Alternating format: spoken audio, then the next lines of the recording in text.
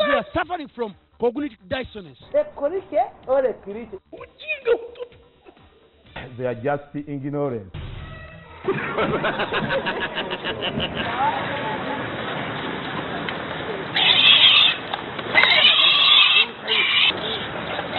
Oh, yes.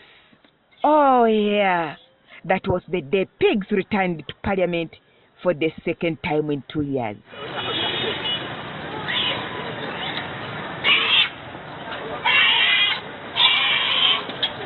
Now, while the two pig owners spent time in reserve prison and are now out on bail, their allies were busy explaining their choice of pigs for protest at Parliament.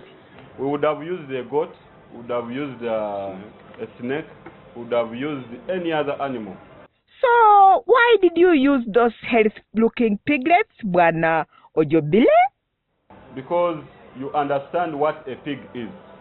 The greediness of a pig, if you started feeding a pig in the morning and you left food there up to evening, you will find that this pig will continuously eat the food. It will not stop.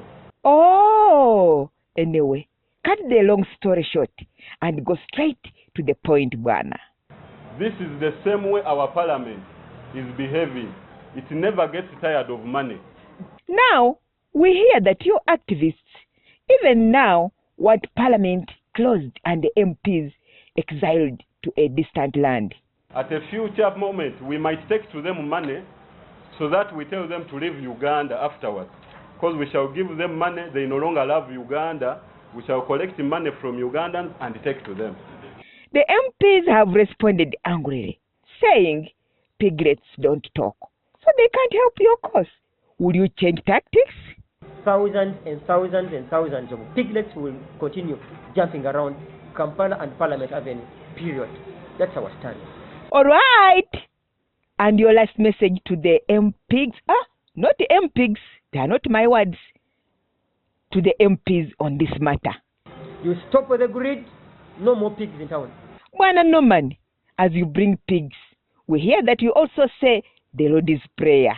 Do these guys want us to just strangle their necks?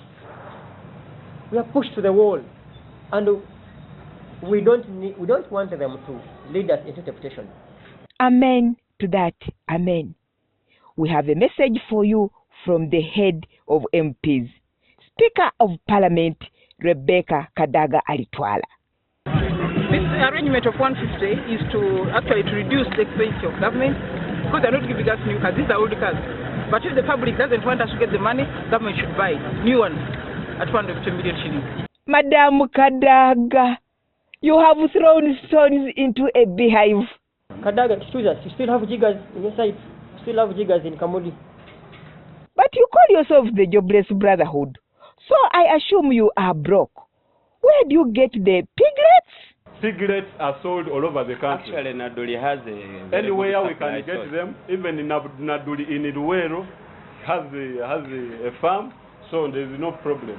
But Honorable Muhammad Sereko is not convinced. A young man says, I don't have capital, but he's carrying 10 pigs that are worth 1.5 million. On the fateful day, I saw policemen mercilessly kicking the piglets near Parliament. Oh, I remember the piglets had name tags strapped on their backs. So did the cruel policemen kill a honorable member? One labeled Katolu Wama was murdered. I cannot say died. It was murdered. Rest in peace indeed. So, will you arrange a funeral for the honorable piglet? So, we are yet to inform the public where perhaps the burial will take place and the postmortem report as well. Talking of burials, we are told Parliament has budgeted 68 million shillings to bury an MP in the unfortunate event that they die. If it costs 68 million shillings to bury an MP, the money is not eaten by the dead MP. It is eaten by those who are alive. Did I hear that the deceased MP would be buried in an American-style casket and policemen paid to perform the funeral ceremonies? The coffin is bought from Uganda Funeral Services. The business is not owned by an MP. The police are those who are alive. Dead policemen cannot sing. So what is the way forward, Honorable Otto? You are a political scientist. If they don't want parliament, then let's dissolve parliament and the president runs this country by decree. Probably that's the situation they would want to see. Oh no, we can't go back to the Idi Amin era.